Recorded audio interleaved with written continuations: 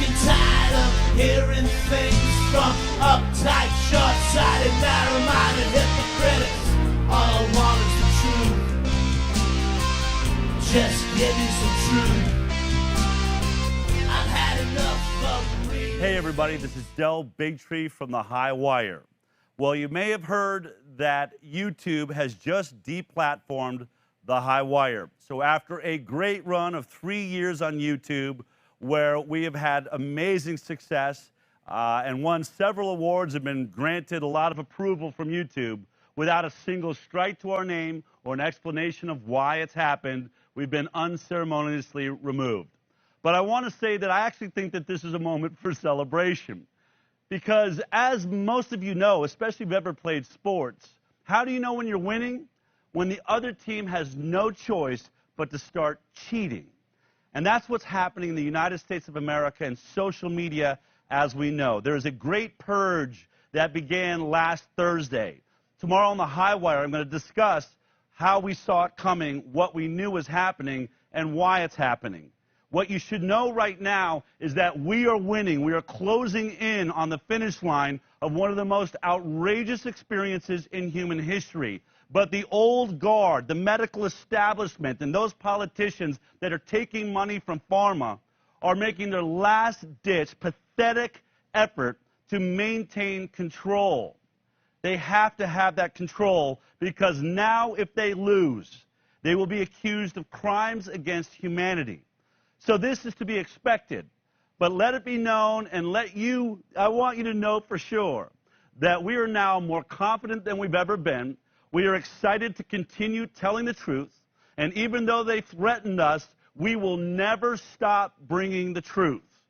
I'm a CBS reporter that started a show on YouTube. I have won Emmy Awards as a medical producer. If it can happen to me, it can happen to anyone. But we will never go away. We will never give up. So whatever platform you're used to watching us on, whether that platform goes up tomorrow or it's taken down, I want you to know we will always be able to be found at thehighwire.com. So why don't we have a party tomorrow? Why don't we celebrate what's going on? We've obviously put them in such a desperate position that they are outing themselves to the world. Their dark grip on humanity is falling apart, and now they're showing the world how desperate they will be. Come over to the block party on the Highwire tomorrow at 11 a.m. Pacific time.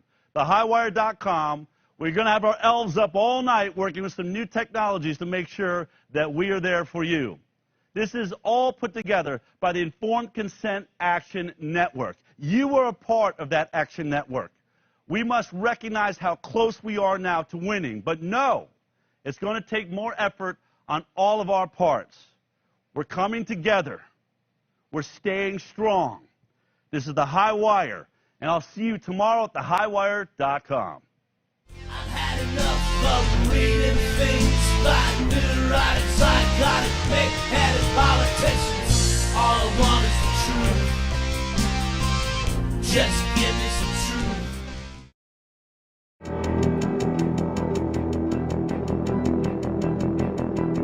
It began in healthy-looking pigs, months, perhaps years ago.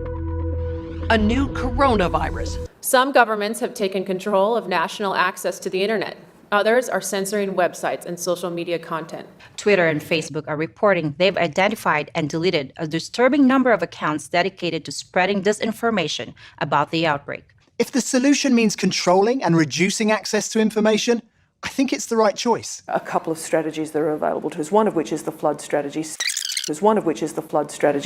Today, I'm announcing a new United Nations Communications Response Initiative to flood the internet with facts and science while countering the growing scourge of misinformation. The second of which is relying and informing and equipping trusted sources of information with the facts so they can then pass that on.